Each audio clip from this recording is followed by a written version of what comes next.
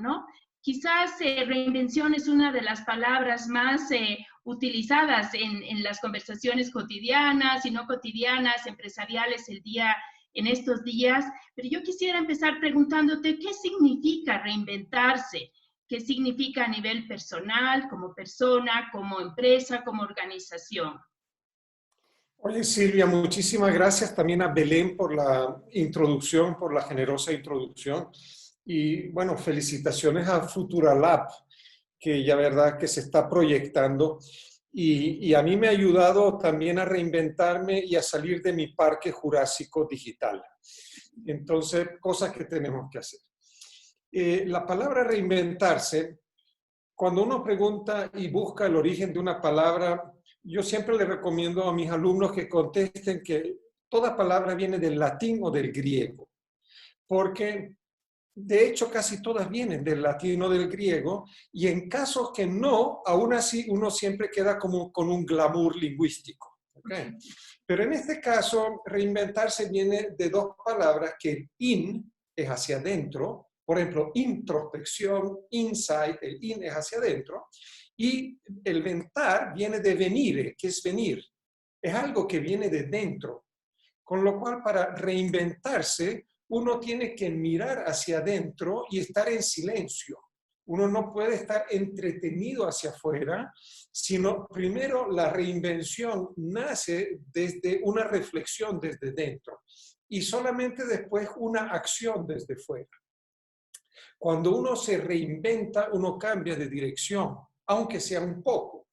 Y si tú ves la metáfora, por ejemplo, de un péndulo que va de un sitio a otro, en el momento del péndulo que cambia de dirección, ese péndulo está quieto. Una milésima de segundo, pero está quieto. Igualmente una semilla para que brote no puede estar soplada por el viento, por los aires, sino esconde la cabeza y está bajo tierra en oscuridad y desde ese silencio es que brota lo nuevo. Con lo cual, oye, reinventarse significa un pequeño renacer, aunque no sea en 180 grados, pero un pequeño renacer en una dirección algo distinta de lo habitual, sea como empresa, como persona o como organización. Qué interesante esto de mirarse hacia adentro, ¿no? Y ahí me surge una pregunta. Entonces, algo que tenemos hacia adentro son nuestros pensamientos, ¿no?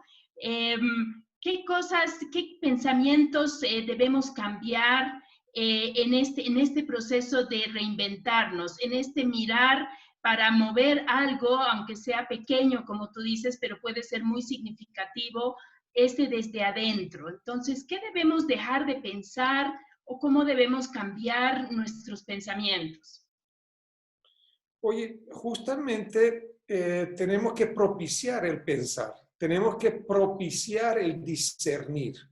O sea, el ser humano, aparte de los dos hemisferios, tiene básicamente tres cerebros. Nosotros tenemos un cerebro reptil o reptiliano, que es el que traemos de antaño cuando andábamos arrastrándonos con 4 pies o piernas, que es el cerebro de la sobrevivencia. Después tenemos un cerebro límbico, que es el cerebro del automatismo, es el cerebro que nos hace poder vivir y repetir ciertas acciones sin gran dificultad. Y después tenemos el tercer cerebro, el más novedoso, que es el neocórtex, y es el cerebro de la creatividad, etc. Pero ¿qué pasa? Que apenas el neocórtex resuelve algo, lo encapsula y te lo mete en el límbico. Y según los psicólogos, el 90% de la población, el 90% del tiempo vive en el límbico. Quiere decir, vive en un automatismo. Y cuando tú vives un automatismo, no has enchufado el neocórtex. Y la invención solamente es posible desde el neocórtex. Quiere decir que justamente tenemos que propiciar el discernir, que es un pensamiento disruptivo, donde chocan a veces pensamientos contradictorios para llegar a una nueva conclusión. Quiere decir que tenemos que cambiar creencias, tenemos que dudar y tenemos a veces que optar por la desobediencia o la irreverencia mental para no creernos todo lo que la educación y la sociedad nos metió en la cabeza. Qué interesante, Ale. Y en esto, y así honrando el título de la sesión de hoy, me gustaría que pudieses ahondar un poquito en esta idea de propiciar el pensamiento creativo, el pensamiento innovador. En la práctica, ¿qué podemos hacer para propiciar este pensamiento? Primero, dudar de lo que tenemos en la cabeza. Segundo, confirmar de qué viven los psicólogos. Y los psicólogos viven de sacarnos tanta basura de la cabeza que nos metieron con la mejor voluntad del mundo cuando éramos pequeños. Entonces hay que empezar de dudar de lo que yo creo. O sea, tenemos que empezar a dudar de nuestras creencias. Y para ponerte un ejemplo, Silvia, voy a pedir que los que nos escuchan escriban por chat. ¿Ok? Yo voy a empezar una frase y voy a pedir a la audiencia que termine la frase. ¿Ok? Entonces, por ejemplo, el orden de los factores.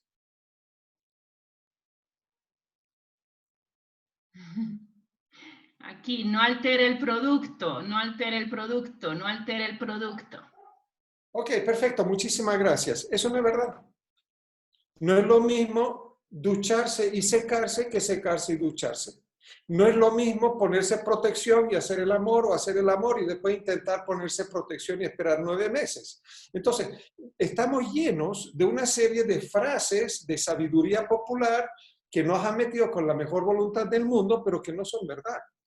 Por ejemplo, yo puedo aprender un montón de técnicas, que es lo que hace la mayoría de la gente, de creatividad, 6 sombreros para pensar, los 4 roles de Roger Foneuil, el método Leonardo da Vinci, todo lo que tú quieras. Pero si yo no cambio las creencias básicas, entonces mi creatividad va a ser así de limitada, limitadísima, porque estoy dentro de mi prisión de creencias. Por ejemplo, ¿qué es una creencia? Más vale pájaro en mano que 100 volando. Listo. O sea, usted no haga nada en la vida. No se puede tener todo. Quiere decir que ni lo intentes. Confórmate con lo poco que tienes. ¿Ok? La vida es una lucha. Listo. El dinero no da la felicidad, etcétera, etcétera, etcétera. Yo no digo que todas sean ciertas o falsas. Yo lo que digo es que nos la metieron sin anestesia y nosotros la tomamos como un hecho. Entonces, el primer paso de fomentar la creatividad es dudar de nuestras creencias, observar nuestra mente, hacer una lista de creencias. Déjame, aquí tengo un ejemplo. Acabo de hacer una lista de creencias con mis estudiantes en un posgrado que estoy dictando en España. Y lo que hemos hecho toda una lista de creencias. Y hemos ido creencia por creencia. ¿Cuál de esas realmente es verdad? Y la mayoría no son verdad ni son útiles. Qué interesante. Y en esto que justamente en relación a este ejercicio que nos comentas y un concepto que has utilizado, que quisiera pedirte puedas expandir un poco, es el de discernir. ¿Cómo podemos trabajar más? ¿Cómo podemos poner en práctica esto que es el discernir? Entendiendo primero de qué se trata realmente saber discernir. Ok. Mira, nosotros en el día de hoy, como ya hemos pasado 2 revoluciones industriales, nos pagan por pensar. ¿Ok? Y lo más interesante es que nos pasamos media vida entre el kinder, el colegio y la universidad y nunca nos enseñan a pensar. ¿Okay? Lo que les voy a explicar ahorita, espero que algún día se enseñe en los colegios. ¿Qué hace la mente cuando piensa o cuando discierne? Es el diálogo interno. Es el diálogo interno. Y el diálogo interno de nuestra cabeza no es otra cosa que pregunta, respuesta, pregunta, respuesta, pregunta, respuesta, pregunta, respuesta. Discernir o pensar es la concadenación infinita desde que nos conciben hasta que nos morimos de pregunta, respuesta, pregunta, respuesta, pregunta, respuesta. Entonces, aquí hay algo bien interesante. Primero tenemos que concientizar que yo no soy mi mente. Y si yo no soy mi mente, hay un yo que puede observar mi mente. Quiere decir que tenemos que concientizar que hay dentro de nosotros un observador que puede observar nuestra pantalla mental.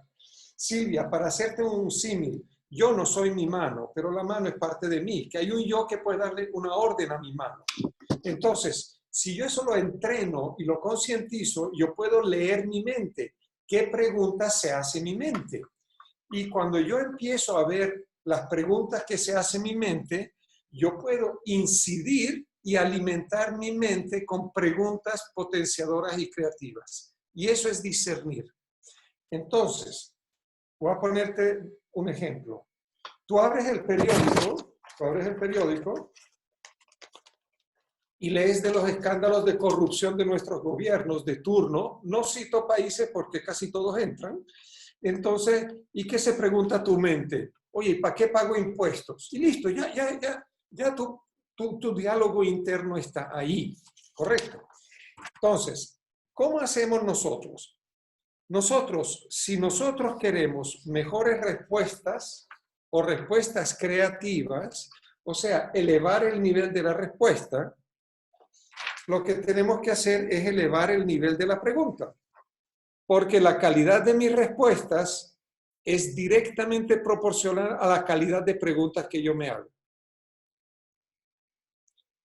Y en el colegio, número 1, siempre nos han premiado las respuestas y nos han castigado las preguntas, con lo cual no hemos aprendido ni a pensar realmente, ni a preguntar realmente.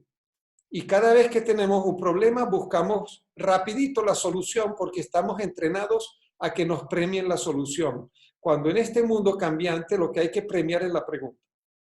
Porque la pregunta me va a llevar a la respuesta. ¿Me explico? Absolutamente, absolutamente. Y voy a aprovechar, ya que has hablado de la educación, de transmitirte una pregunta que nos hace Cecilia por el chat. Y dice, entonces, bueno, él hace un comentario primero y dice, entonces estos clichés vienen de la educación errada. ¿Qué educación en este momento rompe los patrones de los clichés? No sé si quieres comentar algo al respecto. Oye, lo más importante es que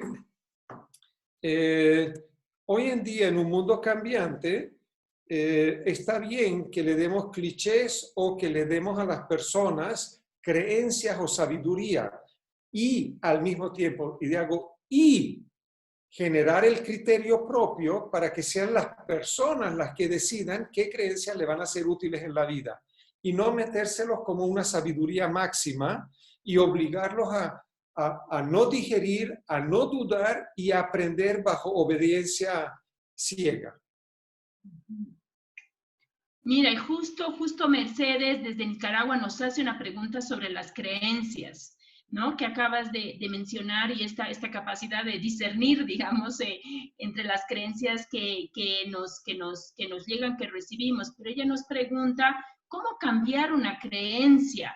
Si es así de fácil como decidirlo y ya, o si tiene alguna complejidad. Tiene varios pasos. El primer paso es la conciencia de que yo puedo observar mi mente.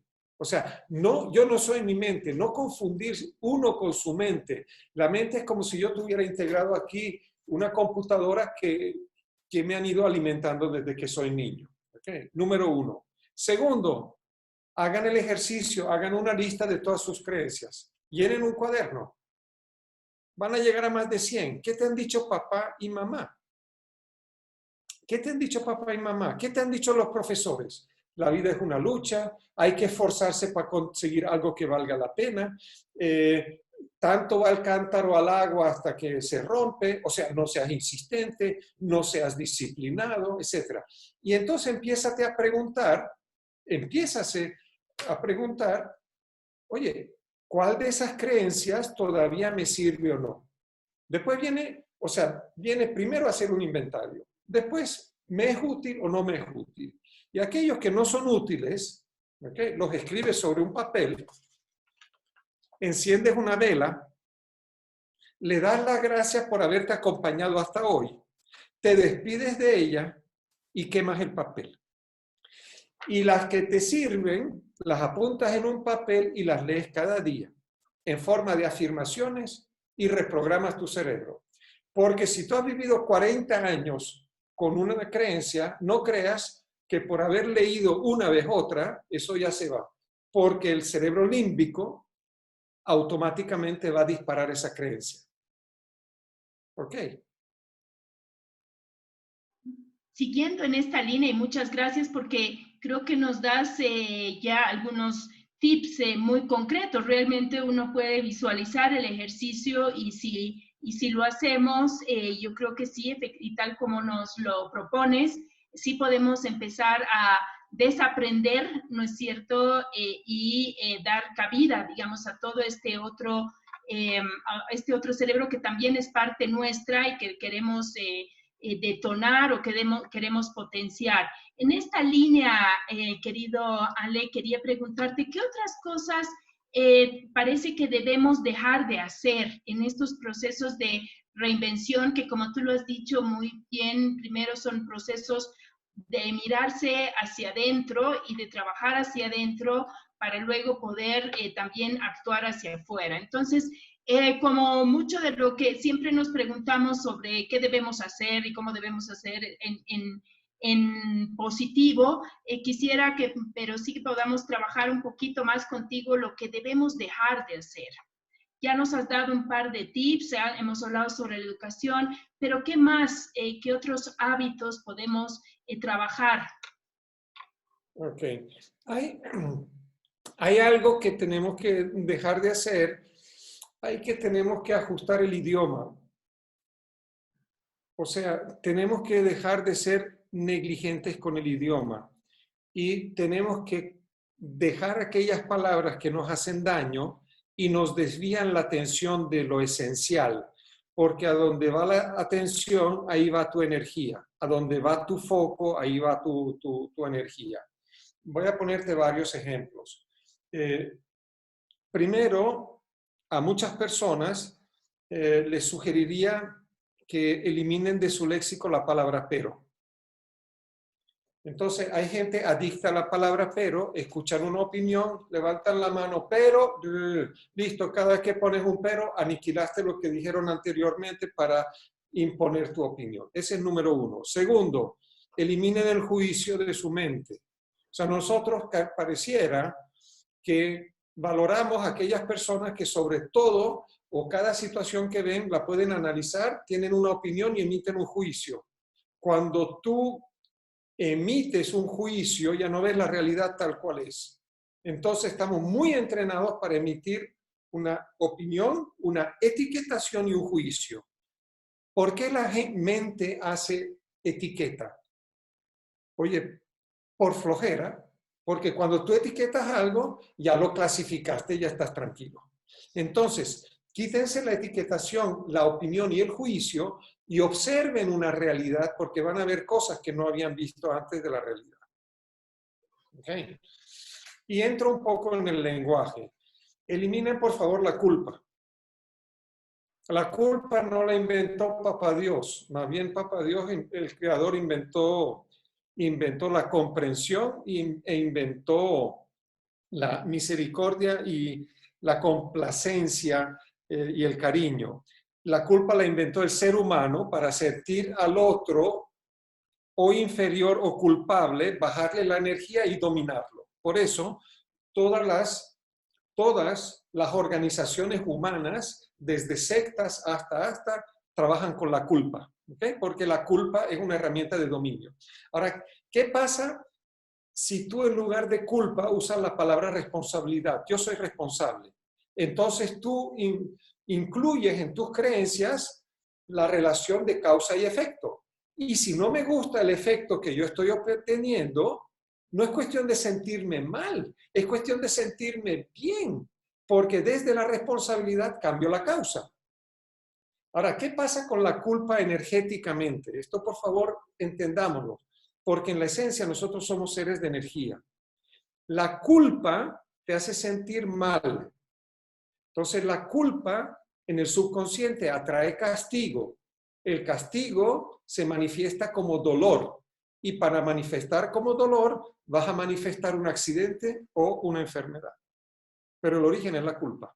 Entonces, esas cosas hay que eliminarlas. Entonces, desde la responsabilidad, un lenguaje más nítido y desde la comprensión, no desde el juicio, a ti se te abre la mente así, como un abanico creativo. Excelente, Ale. Y en ese sentido, ¿qué rol juegan los liderazgos, por ejemplo, en las empresas? Oye, los liderazgos juegan un doble rol. La palabra líder esta vez no viene del latín ni del griego, sino del inglés. To lead significa guiar. Y los líderes tienen que ser guías.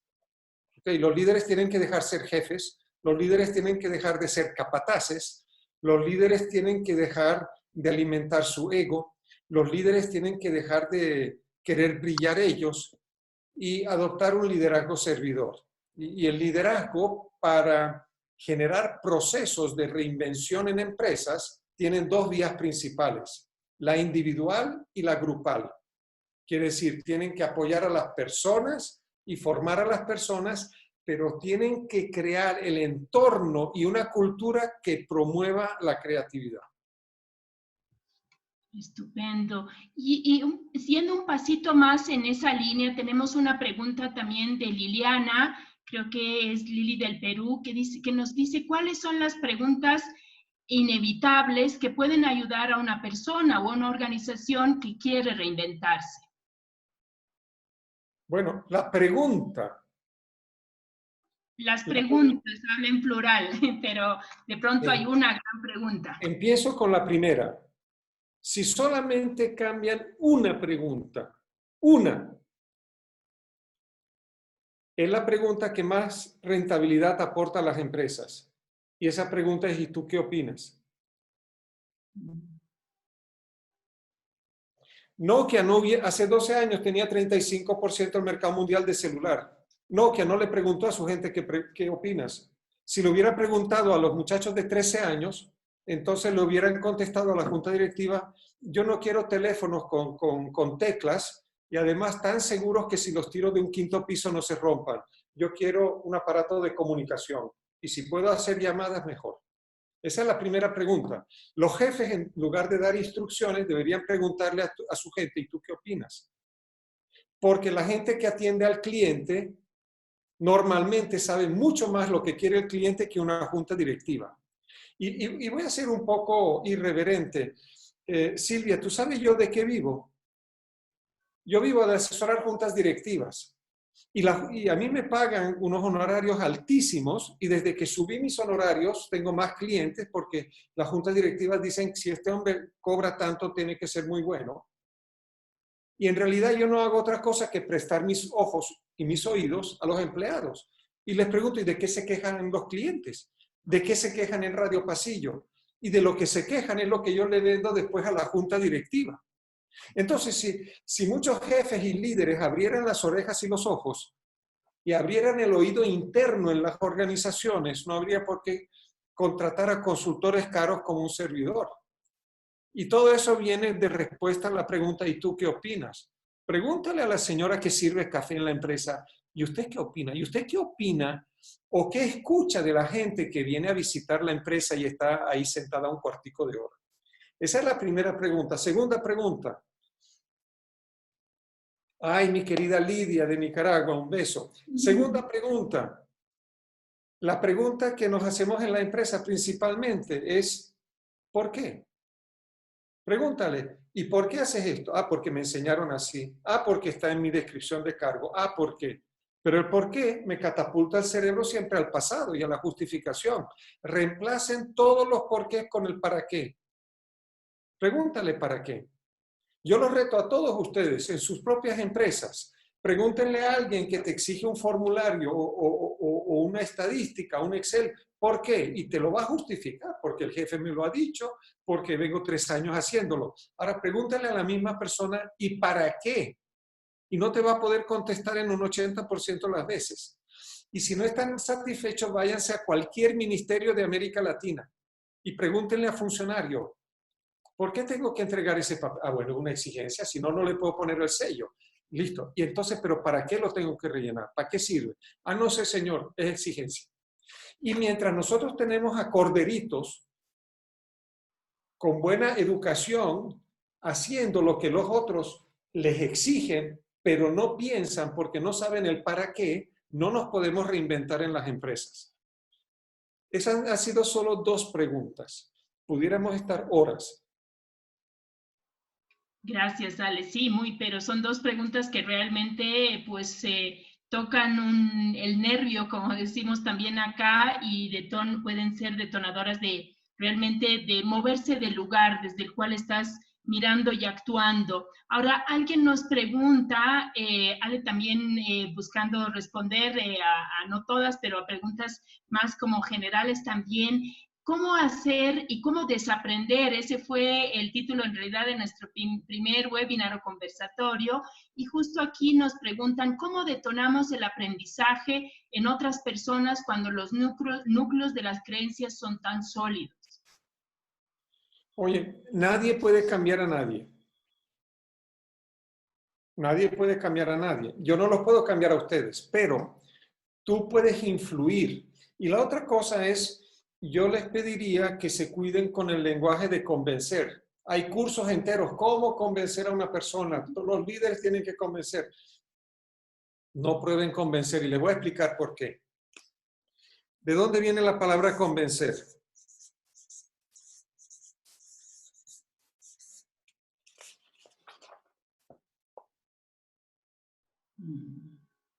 Convencer viene de vencer. Y para que uno pueda vencer, el otro tiene que perder. Ahora viene mi pregunta, ¿a quién le gusta perder? ¿A quién le gusta perder? A nadie le gusta perder. Con lo cual, cada vez que nosotros intentamos convencer, lo que hacemos es arrinconar a la otra persona para que se defienda más. Lo único que puedes hacer es influir o persuadir. Y la influencia o la persuasión, la herramienta más útil es la pregunta. ¿Ok? Entonces, Silvia, lo que hicimos antes, el orden de los factores, yo pregunté y la gente lo dijo. Y yo solamente pregunté, ¿da lo mismo ducharse y secarse o secarse y ducharse? La gente que saque sus conclusiones. Yo no puedo cambiarle el chip a una persona. Yo lo único que le puedo dar ejemplos o preguntas para ponerlo a pensar, para influir en su proceso de discernimiento, para que esa misma persona se recablee de nuevo. ¿Me explico? Totalmente, totalmente. Y Ale, una pregunta que alguien habló o escribió sobre empatía y quería yo preguntarte qué relación tiene reinvención con empatía. Oye, la empatía, sobre todo hacia los colaboradores y hacia los clientes, es sumamente importante. La empatía te pone al nivel emocional de tu interlocutor para entenderlo y normalmente puedes influir desde ese entendimiento. Tú no puedes influir desde el juicio, sino desde el entendimiento. Y esa es la diferencia. Por eso hay que dejar el juicio. A ver si me explico. Si yo me pongo a analizar a los talibanes que el 11 de septiembre volaron los aviones contra las torres gemelas de Nueva York, yo puedo llegar hasta un estado de empatía, de comprender cómo es el proceso de fanatización de hecho. Eso no significa que yo tenga que estar de acuerdo, pero lo puedo comprender. O sea, a mí me ha tocado que clientes me han llamado y dicen, Alejandro, tienes que ayudarme porque el sindicato nos paró la planta. Y cada día que la planta se para, eso me cuesta $1 millón. Entonces, lo primero que pedí hacer es una reunión, un focus group con el sindicato para entender al sindicato. Y desde ese entendimiento, llegar a una solución. Y para eso necesita ser altamente empático. Pero pareciera que la empatía es inversamente proporcional al juicio. Cuanto más juicio emites sobre el otro, ¿ok? Tanto menos empático eres. Aquí voy a compartir alguien que Elvis escribía que empatía es igual a la autopista de la relación. Sí, un abrazo para Elvis, amigo de toda la vida. Está en Panamá. Muy bien. Bueno, saludos, saludos hasta Panamá. Yo quisiera preguntarte otras reflexiones sobre otra relación en realidad entre dos conceptos que también están en algunos comentarios, es la relación entre reinvención y valores. Reinvención y valores. ¿En qué sentido quieres relacionarlos? Bueno, ¿cómo? Porque hay, y tal vez, bueno, ahí no sé si aventuro una otra relación con el concepto, alguien justo acaba de poner algo sobre el tema de razón de ser. ¿Dónde está el límite, digamos, donde te estás jugando o te puedes jugar en esta reinvención, tu razón de ser que tiene que ver también en la esencia con los valores? Ok, vamos por partes. Ya te entiendo. Fíjese. Primero tenemos que definir qué es un valor. ¿Qué es un valor? Entonces, cuando la gente piensa en un valor, piensa en un valor ético o moral. Pero en organización, un valor es una actitud, si quieren apuntar esta definición, un valor es una actitud o comportamiento que valoramos, valga la redundancia, que sentimos importante para la consecución de nuestros objetivos. Vuelvo a repetir esta definición. O sea, un valor es una actitud o comportamiento que yo siento importante para llegar a los objetivos. Y bajo esa definición, meter la pata es un gran valor. O sea, permitirnos errar de buena fe es un valor, porque yo no he visto a nadie reinventarse sin meter la pata. Yo no he visto a nadie reinventarse y ser próspero sin tropezar varias veces. Entonces, los errores cometidos de buena fe tienen que entrar en la escala de valores de las empresas. Porque no hay éxito. O sea, la moneda que se llama prosperidad tiene dos caras. Y uno se llama aciertos y la otra cara se llama fracasos. Y uno sin el otro no vive. ¿Ok? Y las empresas que castigan los errores, la gente termina mintiendo. Vuelvo a repetirlo. En las empresas que se castigan los errores, la gente termina mintiendo. Porque no valoran las conclusiones y los aprendizajes que podemos sacar de los errores cometidos de buena fe. ¿Me explico? Ok. Sí. Y ahora vámonos para la razón de ser. Fíjate lo siguiente. La razón de ser es el propósito al cual estamos destinados a servir. O sea, la pregunta más difícil que se hace el ser humano, ¿cuál es tu razón de ser en esta vida? ¿Eres ingeniero? Es una profesión. ¿Eres rubio? Es el color del cabello. Pero ¿quién eres? ¿A qué viniste? Entonces, esa es la pregunta más difícil. Si nosotros esa metodología la traspasamos a las empresas, Silvia, podemos preguntarnos cuál es tu razón de ser en la empresa. Y tu razón de ser no es trabajar. Tu razón de ser no, tampoco es pasar horas. Porque imagínate que en un ministerio o en una empresa, una persona tiene un cargo, tiene sueldo, tiene secretaria, tiene descripción de cargo, etcétera. Pero si tú te preguntas, ¿qué pasaría en la empresa si esa persona no existiera? O sea, ¿qué pasaría en Futuralab si Silvia no existiera?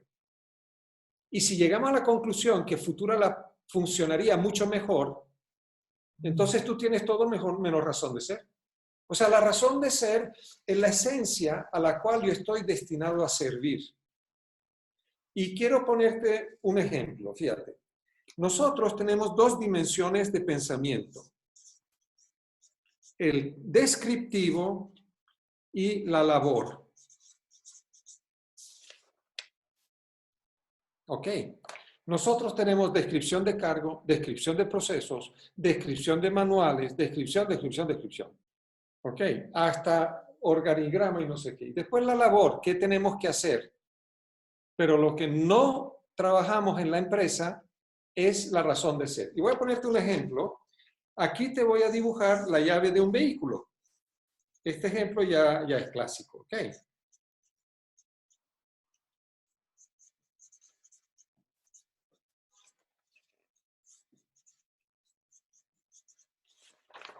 Silvia, aquí tienes. Entonces, si yo te pongo la descripción de la llave de un vehículo, te la dibujo. Eso es sin ninguna opinión, sin ningún... Sencillamente es una descripción. Tampoco emito juicio. Si yo te digo la labor, es abrir, cerrar, encender y apagar. Ahora vamos a preguntarle a la audiencia, ¿qué creen ustedes? ¿Cuál es la razón de ser de la llave de un vehículo? Aquí hay alguien, pero creo que ya conocía. Claro, claro, trabaja con ventaja. Daniela. Aquí alguien, Daniela, me encanta que te acuerdes. sí, dice que además nunca se va a olvidar. Aquí alguien, pero responde otra persona y dice contacto eléctrico, aperturar el movimiento, encender el motor.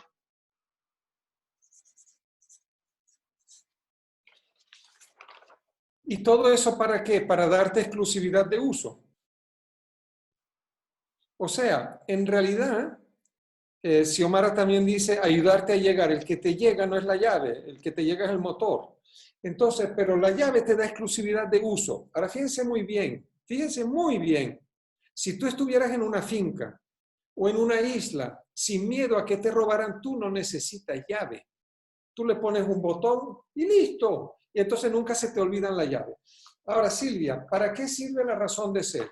La gente, al no conocer este concepto, ¿desde dónde empieza a renovarse o a innovar y a discernir? Desde la llave. Entonces, y a lo máximo que llegan es a pensar fuera de la caja. Pues yo los invito a pensar sin caja, porque mientras tú estés fuera de la caja, tu caja es la referencia. Cuando tú te preguntas cómo renuevo la llave, sigues pegado a la llave. De hecho, en 140 años o 30 que tiene el vehículo, 130 años que tiene el vehículo, la llave prácticamente no ha cambiado. Apenas últimamente ha cambiado un poco. Ahora, Silvia, yo te pregunto, ¿y si yo te hago la pregunta desde la razón de ser y preguntamos a los muchachos, ¿qué otra cosa, aparte de una llave, me pudiera dar exclusividad de uso? ¿Qué otra cosa? A ver, usemos el chat que han habido aquí varias respuestas. La creatividad, dice Isabel. ¿Qué otra cosa me puede dar la huella digital? Exactamente.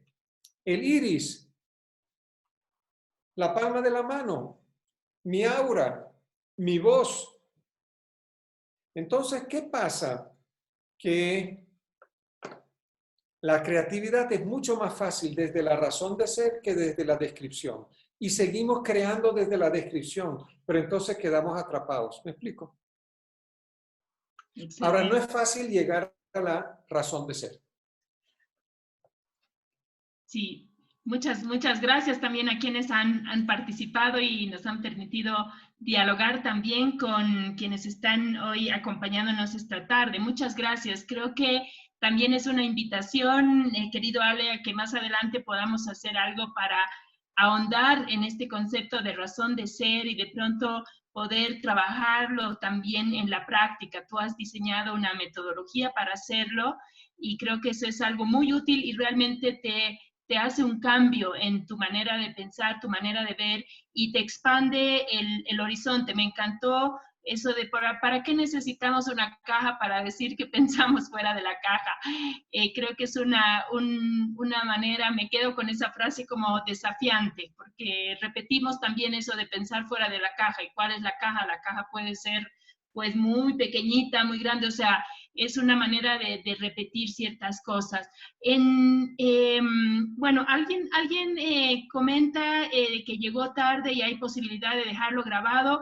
Un breve comercial para bajar también ansiedad, decirle que como anunciábamos al inicio, a todos quienes están hoy esta tarde se les envía seguramente hasta mañana el enlace del video que subimos al canal de Futura Lab en YouTube, así que todos van a tener acceso a al video, a la grabación de la conversación de hoy, ¿no? Sí hay un comentario que fue más temprano mientras conversábamos sobre razón de ser, y es este tema no lo encuentro específicamente, pero cómo convivir con la negatividad. Fue justamente cuando hablaste de los dos lados y del fracaso como uno, pero a veces hay esta sensación y alguien preguntaba cómo poder mantener, creo, la energía enfocada en el reinventarse, en el repensarse, y cómo convivir en ese proceso con la negatividad o cómo abordarla. Mire, si la palabra es convivir, Silvia, voy a ser muy claro, no conviva con la negatividad, huya. O sea, la negatividad como hobby es tóxica, no es útil. Si alguien quiere ser negativo, que lo sea, pero no te rodees de gente negativa. La gente negativa es gente que se victimiza para atraer la atención. Y voy a ser muy duro. Yo conozco gente negativa que cuando te plantea un problema, todo lo empieza con sí, pero. O sea, y si tú además eres tan buena gente que a una persona profundamente negativa le solucionas un problema, o sea, se lo solucionas, en realidad se enfada contigo, porque ahora tienes que buscar un nuevo problema para llamar la atención. Ojo, otra cosa es cuando tus pensamientos a veces son negativos o de tristeza o estás deprimido. Eso es otra cosa. Cuando eso pasa, sencillamente respétalos. Dale un tiempo. Dale un tiempo. La tristeza viene a comunicarte algo. Manéjalo. Y si tienes que conversar con una persona, convérsalo. Pero una persona, o sea, ¿cómo convivir con la negatividad? No conviva con la negatividad. Huya. Estupendo, muchas gracias. Yo tengo aquí una pregunta que tiene que ver pues con nuestro ámbito, volviendo a lo personal, ¿no? Y algunos tips, o bueno, la pregunta específicamente dice, ¿cómo educar a nuestros hijos manejando correctamente las creencias? Entonces fuimos al ámbito del organizacional, hablamos de liderazgos, volviendo al ámbito de lo personal, nuestra vida familiar, íntima. Aquí esta pregunta sobre la educación con nuestros hijos, en nuestras familias. Uf, qué pregunta tan buena. Fíjate lo siguiente. Aquí veo a varios amigos que tienen más o menos mi calendario. Ahora no sé cómo son los millennials, pero a nosotros, Silvia, nos educaron para ser buenos muchachos. A nosotros no nos educaron para ser felices. Seleccionen las mejores creencias para que sus hijos puedan desarrollar su potencial, su pleno potencial, vivan la vida de ellos, no la de ustedes, y promuevan la felicidad aunque no sean del todo obedientes. Porque ¿qué pasa en nuestras familias? Si tu abuelo fue abogado de un gobernador, tu padre fue abogado del presidente, tú eres abogado de no sé quién, ¿qué esperas? Que tu hijo sea abogado para que el legado familiar. Y tu hijo se pone 4 piercings, se pinta el pelo de azul y se mete de rockero. Y eso es una tragedia familiar. Pero ¿quién ha dicho que no va a ser más feliz que tú? Entonces, a nosotros nos han educado bajo el yugo de la educación. Está bien una porción de educación, pero también denle una buena porción de irreverencia mental, porque las reglas de juego que te han servido a ti para la vida, no es seguro que le van a servir a él para la vida. O sea, edúcalo a discernir, a que él genere, por supuesto, mira, el primer septenio de un niño, o sea, los primeros 7 años, el niño es como una esponja. Hay que tener mucho cuidado que le metemos en la cabeza. ¿Qué le decimos? Pero a partir de los 7 años ya empieza a discernir y lo importante es saber el por qué y el para qué de las cosas. ¿Te puedo poner un ejemplo? Por favor.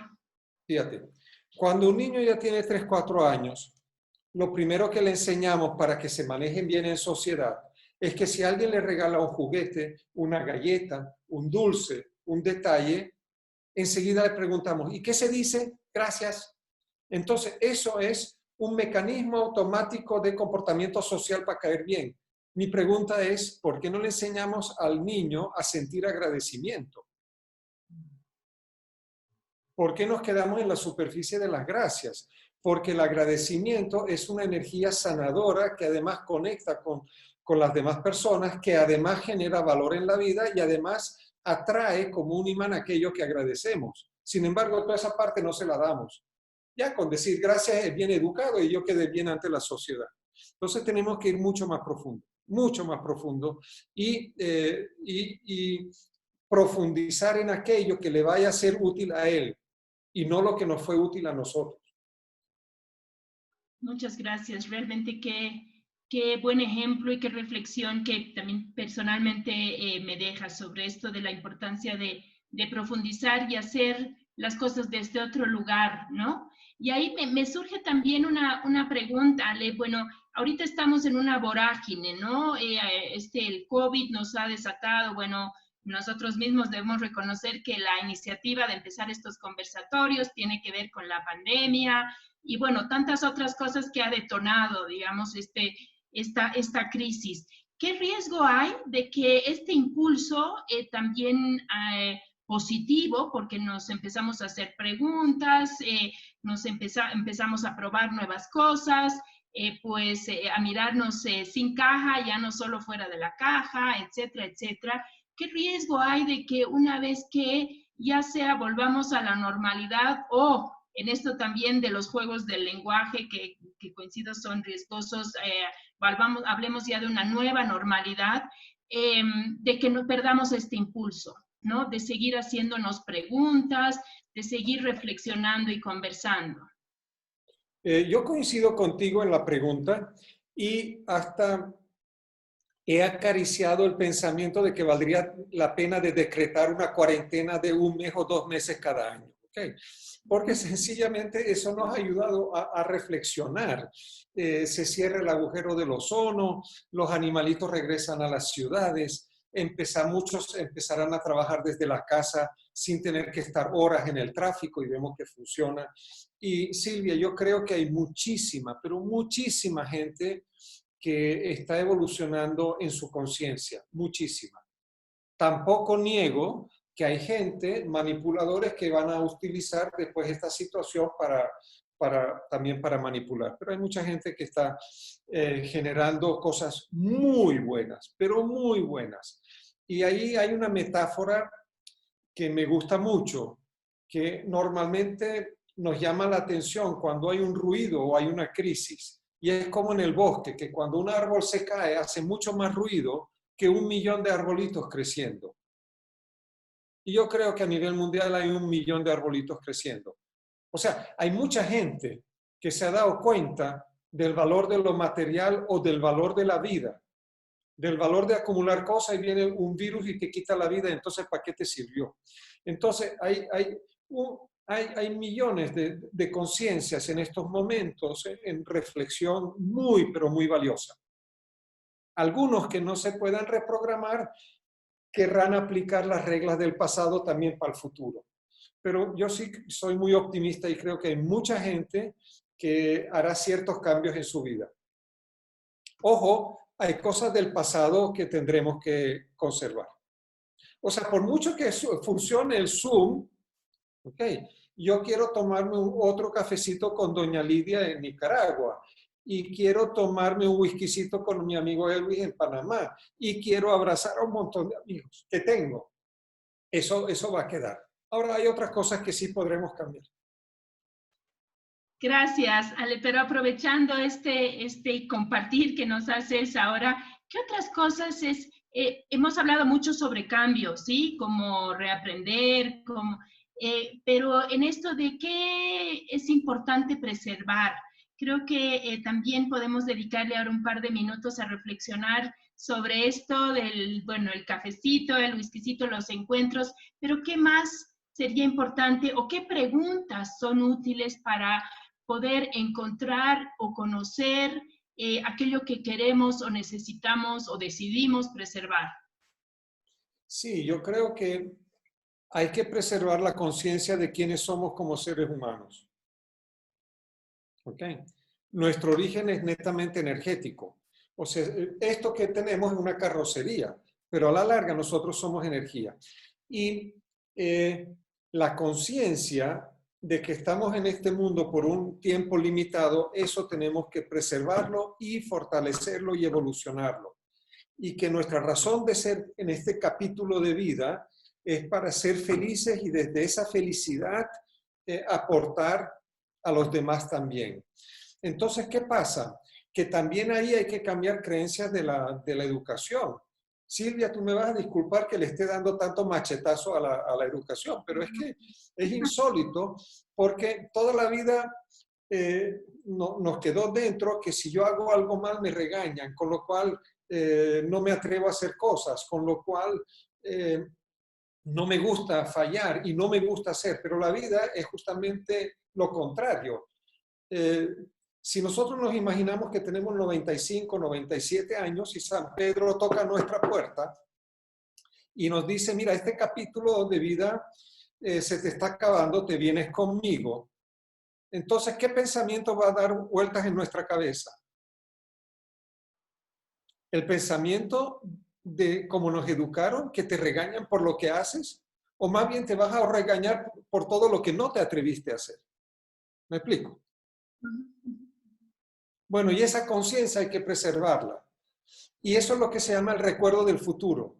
Yo les recomiendo realmente a todo el mundo que haga una meditación.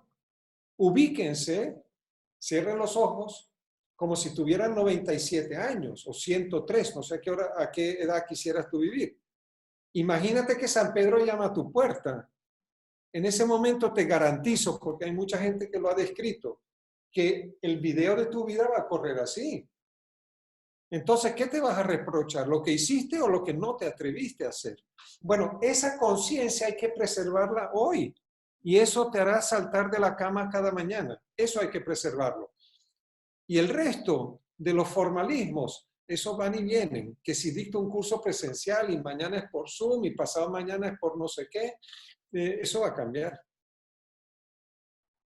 Gracias, Ale. Me encanta eso de recuerdo del futuro. Realmente me quedo con esa reflexión y para pensar realmente. Creo que es muy valioso y son cosas que nos dejas también muy prácticas y honrando nuevamente el título es Reinvención en Acción, pero no estamos hablando aquí de un plan, bueno, haga un diagnóstico ni nada, estamos hablando desde la mirada hacia adentro, que ese es donde hemos empezado, y también cómo proyectamos desde ahí hacia los otros, hacia hijos, hacia el entorno, quienes trabajan con nosotros. Así que me encanta porque ese es creo que la esencia de tu sabiduría y de lo que nos dejas, que además alguien, bueno, aquí Griselda comentaba, decía qué maravillosa esta charla, realmente abre a nuevas preguntas. Muchas gracias por propiciar esto y permitirnos esta maravilla. Gracias por estar, porque esta conversación no sería posible. Podríamos tomarnos un café con Alejandro, que bueno, uno de los pendientes también, Ale, es que nos puedas visitar en Bolivia y va a ser en mayo, va a ser, no sabemos cuándo, pero pues sigue el plan y mientras tanto lo hacemos por este medio que también nos permite conectarnos con mucha más gente y tener una potencia mucho mayor en alcance de pronto. Así que yo quisiera también, honrando la hora, pedirte si nos puedes dar unos mensajes finales sobre esto de el reinventarse en acción, algo que quisieras reforzar o algo que quisieras añadir a toda la riqueza que nos has dejado en esta hora, Ale. Sí, que rompan con ese esquema del colegio que cuando te dieron una tarea, un problema, una pregunta, tú directamente estabas buscando una respuesta. ¿Ok? Voy a graficarlo para que lo veamos. Nosotros, cuando te dan a ti en el colegio un problema de matemáticas o lo que sea, ¿cuál es el automatismo que nos meten en la cabeza? Tienes un problema, enfrentas un problema de física, química, matemática, examen de historia o lo que sea, ¡puf! Tienes que dar una respuesta a una solución. Y eso lo tenemos tatuado en el subconsciente. Y Albert Einstein dijo que ningún problema puede ser solucionado desde el mismo nivel de pensamiento que teníamos cuando se generó el problema. Pero estamos entrenados como un automatismo que tenemos un problema y empezamos a buscar una solución. Con lo cual hay múltiples creencias que lo más importante es la acción. Bueno, pues antes de la acción, déjenme decirles algo, que hay algo mucho más importante, que desde el problema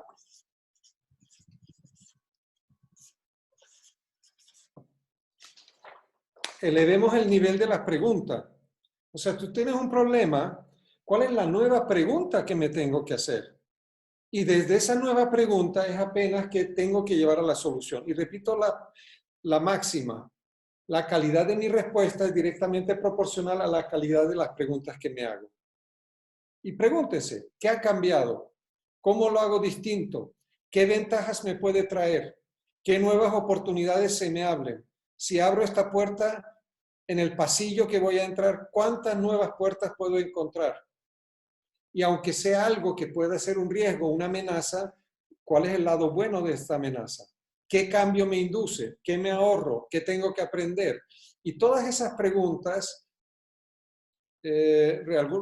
concientícenlas y alimenten su cabeza. Y yo les garantizo que la respuesta viene. Eso sí, no busquen la inmediatez de la respuesta. Alimenten las preguntas. ¿Y por qué la gente no se atreve a preguntar? Porque no saben las respuestas y porque nos sentimos mal ante una pregunta cuya respuesta no sabemos. Entonces tenemos que ser muy valientes de alimentar la mente con preguntas y dejarlas hallar. Ya la mente no responderá bajo la ducha, dentro de 2 días cuando vas a pasear o cuando cocinas. Bueno, muchas gracias, querido Ale. Y me hiciste recordar a mi amiga Fabiola, que creo que nos ha acompañado, que siempre hablamos de la ducha para ir a buscar las respuestas. Así que eso es una anécdota. Muchas gracias realmente, querido Ale, por tu tiempo, por tu generoso compartir. Nos dejas con muchas reflexiones y preguntas a todo nivel y eso es muy, muy valioso.